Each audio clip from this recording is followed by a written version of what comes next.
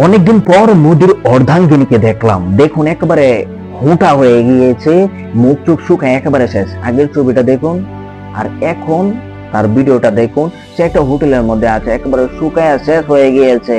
সে তো শেষ হবে, কারণ বাংলাদেশে যে স্বৈরাচারী কায়দায় জনগণের উপর স্টিম রুলার চালিয়েছে, ছাত্রদেরকে হত্যা করেছে, এখন তার কি এভাবেই মরণ হবে?